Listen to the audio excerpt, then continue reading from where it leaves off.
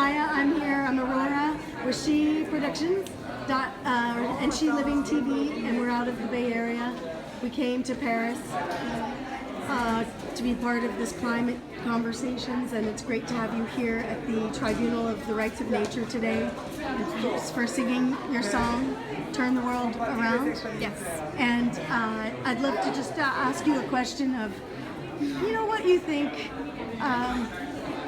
how women can really help create a beautiful future here on planet Earth. Well, where I'm from, Vancouver is a very active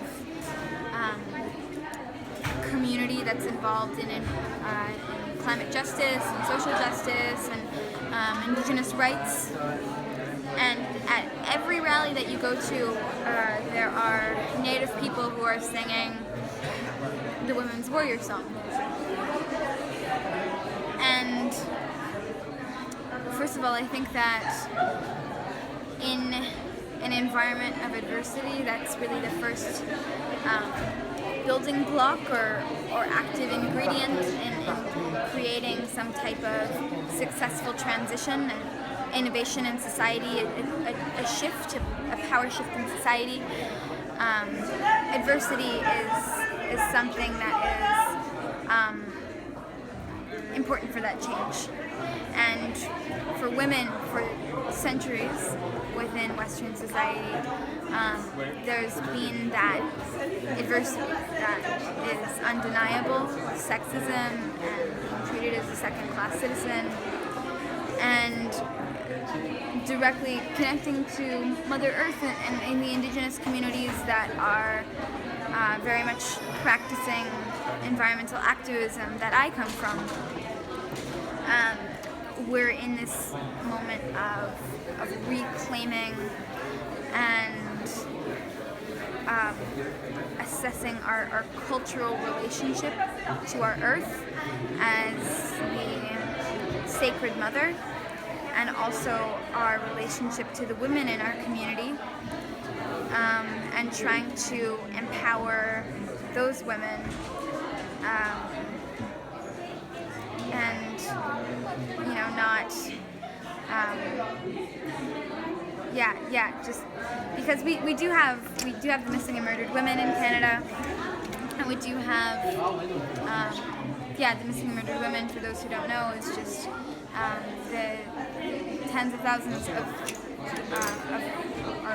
thousands of women in Indigenous women in Canada whose murders have not been investigated, and who are missing, and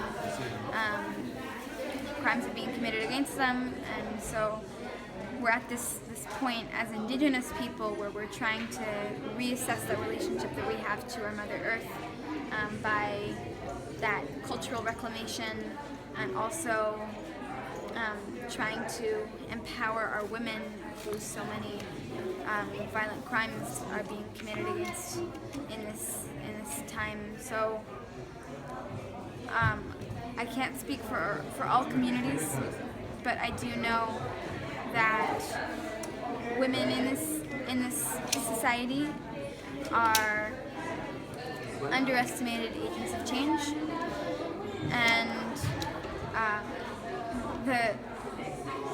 if you look in history, I think that the progress, whether that be technological or maybe this ethical reevaluation of how we've constructed our societies to align with our values, that whole leap has been in this coordinating parallel timeline with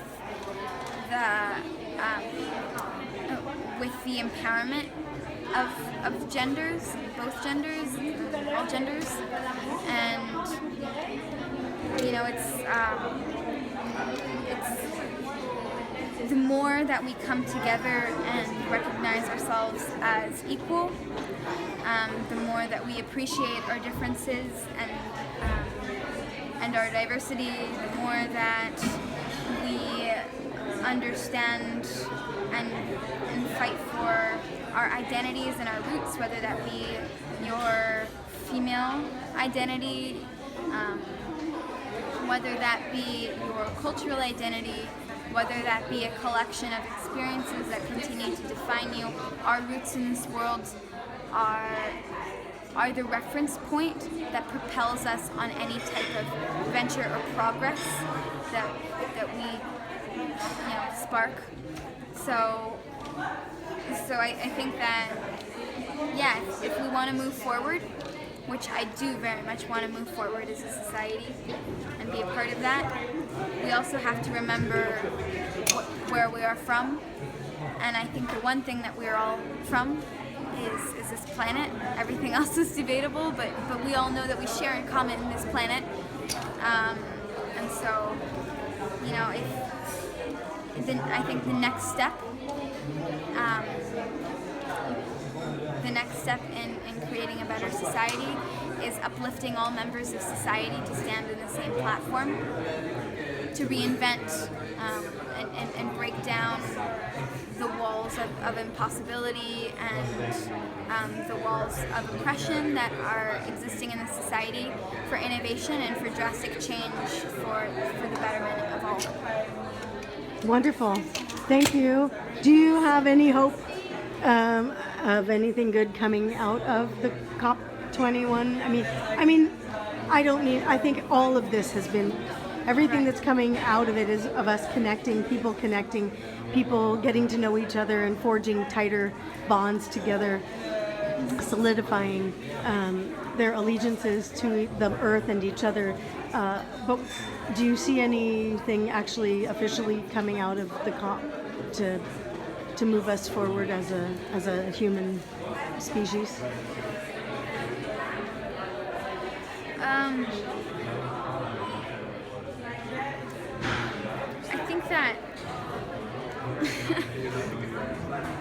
I think that what the conversation that COP21 has generated has been very necessary, and the fact that they're bringing together people to have dialogues about their shared climate future, whether that be in opposition or favor of the structure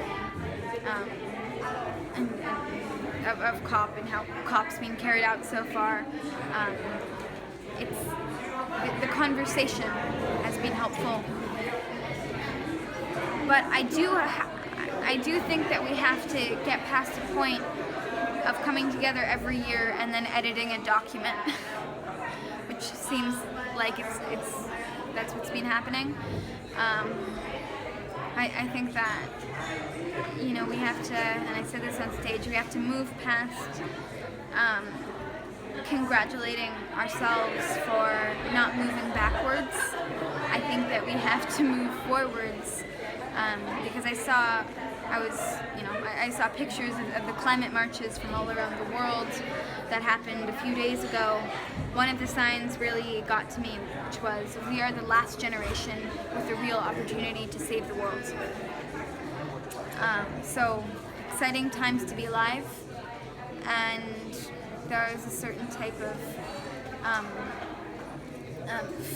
finality to these times as well, that we are chained to this crossroads of making a decision to either